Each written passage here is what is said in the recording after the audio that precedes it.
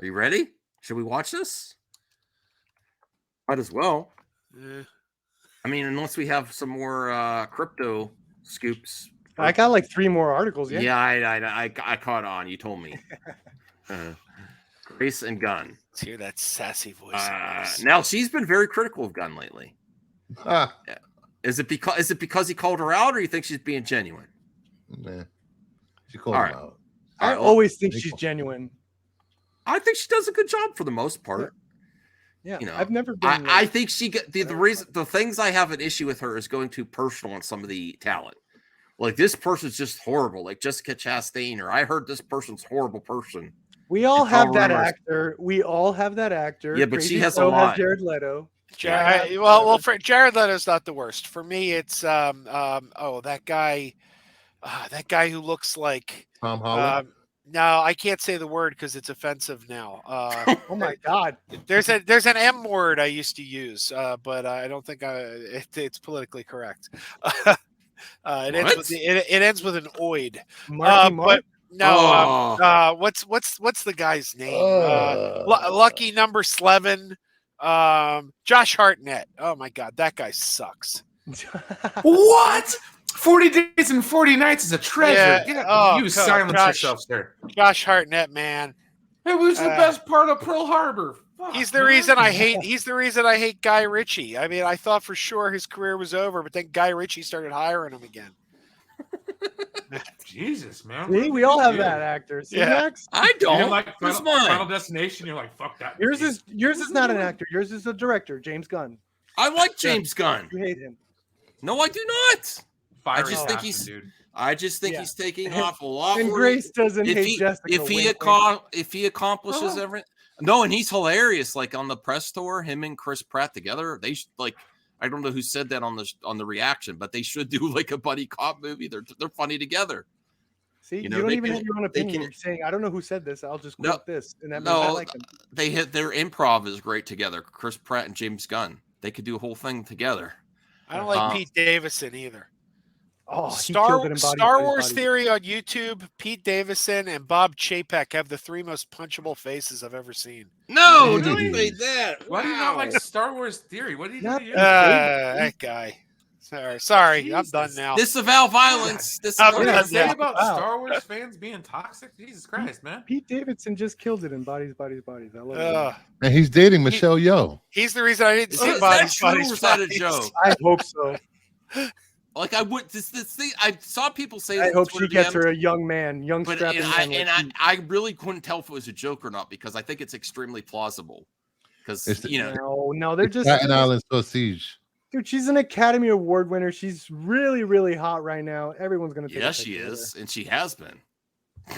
Not when I met Max, but thank you. I'm sure she's She's got lots of moves too. You know. Oh my. Oh God, Max. No, he's so yo, man. Respect. I will not. Take we're not extraordinary. I'm sorry. Yeah, Max. No, she is the best. Okay, madam. You know, when Michelle Yeoh and Sylvester Stallone were both Ravagers in Guardians Volume 2, wasn't it a missed opportunity to not have Sylvester Stallone look at her and go, yo? Oh, I didn't know she was married, so I feel bad. I didn't know she was married. Okay. Well, she's a married lady. Okay, I apologize. A lady could stand next to a guy, and they're not. Yes, I know. I know. A man can be a friend with a woman without sex being involved? It's happened. Yes. Well, I'm sure Grace has a friend. I do it all the time. Yeah. All right, let's get to the reaction here.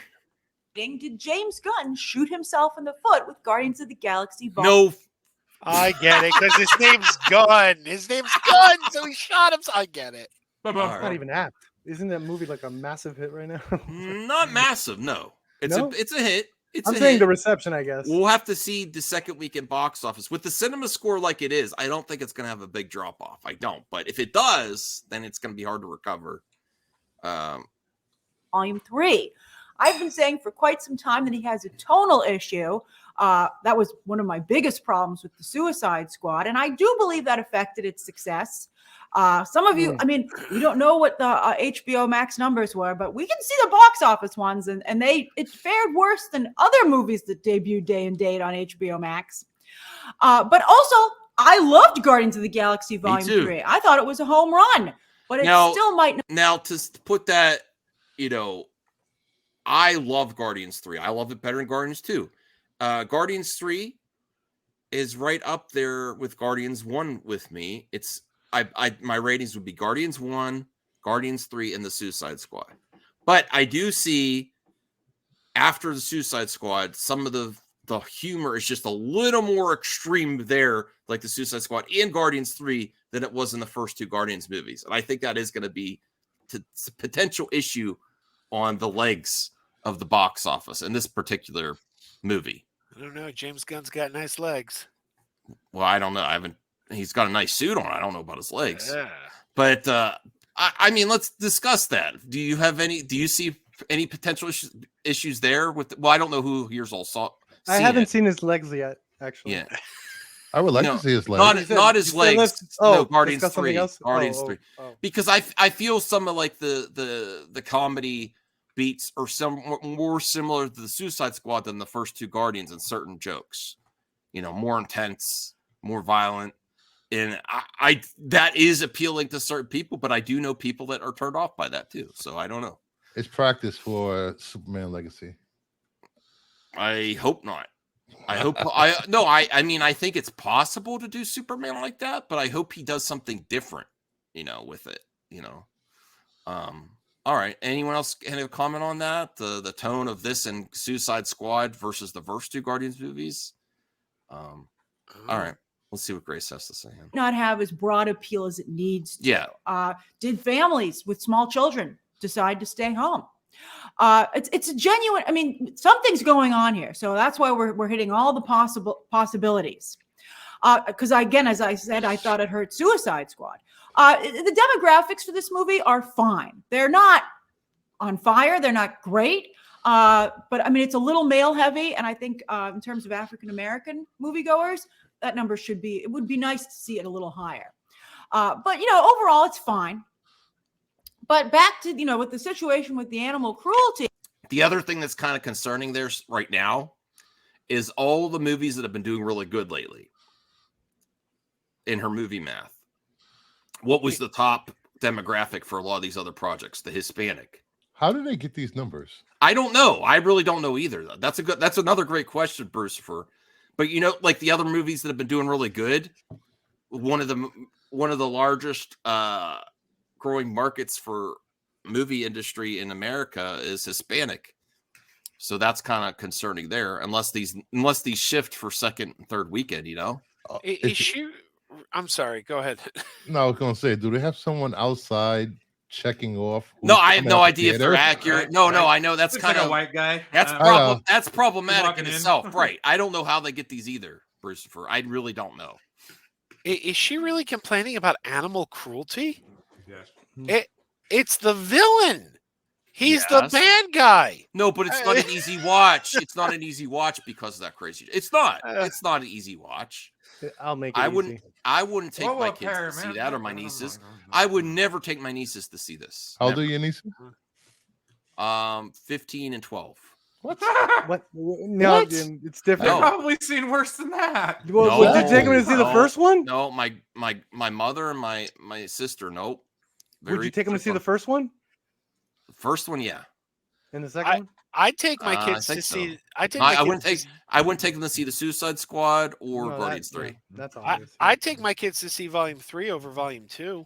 What Like, happened Volume 2? Well, we didn't let my daughter. I mean, she's older now. Now she's a teenager. But when Volume 2 came out, she was young, and she wanted to see it. And there were too much talk of penises in it. They kept talking about penises, and we're like, well, I don't want to explain that to her. Yeah. Now it's not an issue. She's older. We can show it to her now. But like, no, my sister and my mother are both very strict on what they watch, which I respect.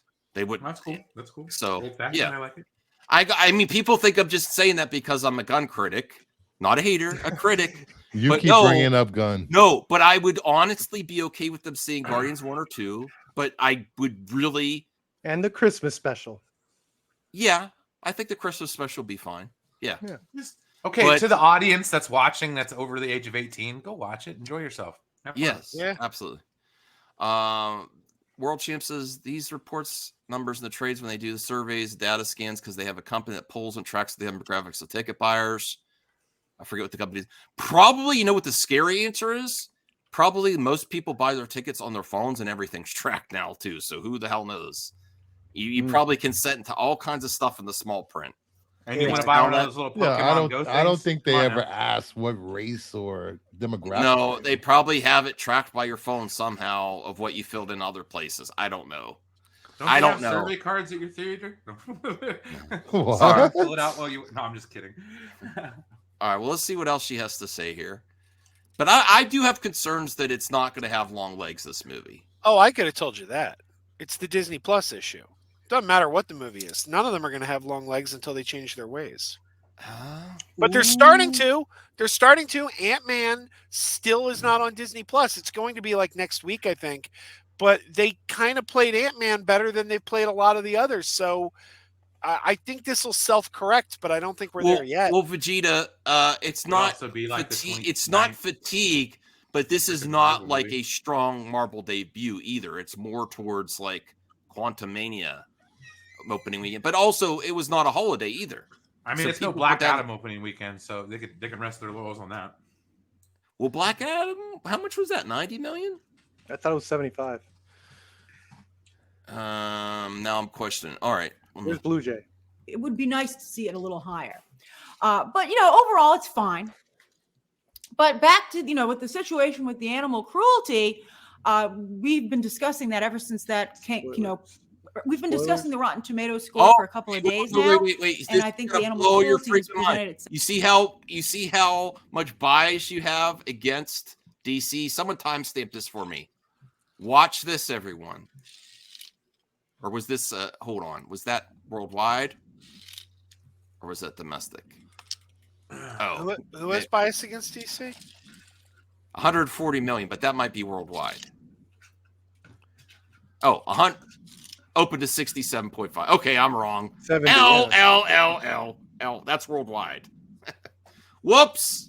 Was wrong. So that, yeah, Black Adam was half that. My apologies. I was completely wrong on that one. All right, let me bring this back up. That's not what, Christopher, huh? That's nothing new, you being wrong. I admit it. I admit when I'm wrong. Sometimes. The real issue. Sometimes, you know, you don't realize that when you're testing a film. You know, everybody who's watching it is like, oh, you're firing on all cylinders. This is really great commentary. But then you release. Well, is this is domestic here for, wait a second. I thought it was 100. I thought it was 102 worldwide. Yeah. 286 or whatever it is. Okay. Could you be looking at the day? And a lot of people are like, I don't day? care how brilliant it is. That's a no-go for me. And I've seen people saying that. So I think it's affecting some people who just don't see the film at all. And a number of people have also said they went to the movie, loved it, but they can't watch it again because of the animal cruelty. And repeat viewing is crucial. Listen.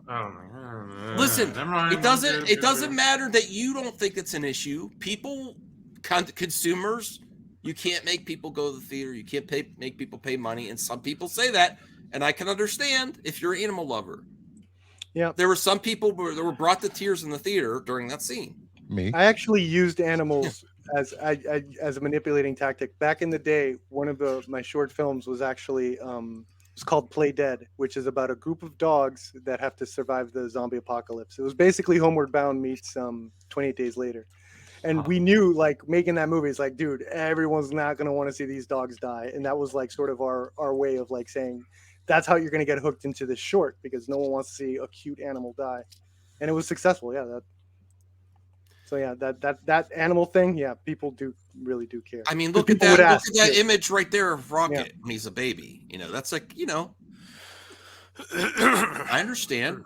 I don't have a problem watching it, but William from the Sci-Fi Center, who's going to have a trauma event. Trauma's based.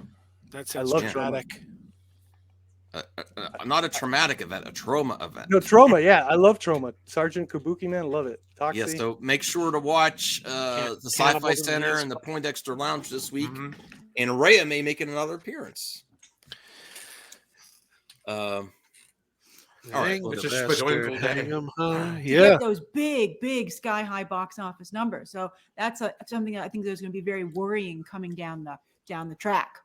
Joker was dark. Joker was smart. I would argue that Guardians of the Galaxy Volume 3 is dark and smart. But maybe Gunn's sophomoric humor undercuts his commentary, and people just don't give it the same. I know Brian's. I love sophomoric humor, Brian, but she does have a point there because some people do not like his humor, and you know what? They're called DC fans. Most people do, though. The majority do. Where are you getting that from? Crazy Where am Joe. I'm getting that from the success. I'm getting that from the success of his movies. That's what people love. The Guardians of the Galaxy. People love him so much he got hired by the rival company to head. Yes, exactly. But I think slightly, Brian. Let's be calm about this. I think you're slightly being unfair that it's just Snyder Bros. No, I'm not. I'm just saying, in my experience, it's not. I'm around. He said DC fans, not Snyder Bros. DC fans. Yeah. Their major complaint is about James Gunn because he's too funny. His sophomoric humor. So I'm rolling my eyes because I've heard this before. Yeah. It's not just Snyder fans. It's anyone who hates fun. I think I love his humor, but I think I get annoyed with same thing with Taika Waititi, and I think Gunn is better than Taika Waititi. I do think that both Gunn and Taika Waititi will do a joke put that above in the hierarchy of importance. Put that above story. No, not the. I think they sometimes it subjectively will put a joke or a punchline ahead of something else and have something super cringe just to see this might be a funny joke. And it sometimes takes me out every once in a while. Not often, but every once in a while. Can't you like both? Maybe you could like Snyder and Gunn, point of view as directors. Absolutely. You could like dark stuff and you could like toilet humor. What dark magic are you talking about? It's called being a general audience person.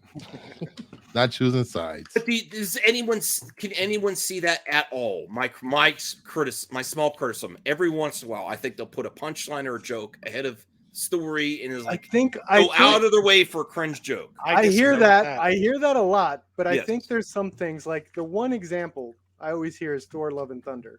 But for me, any joke that didn't work or whatever, there was a lot of character building going on in those jokes, believe it or not. So if a joke didn't work, it was like I was getting a little bit of character stuff of what this character thinks of this character. Is like, that time when the rock guy was like saying, "Oh, she's just like da, da, da, da," like the joke was he's running on of how much he gets her.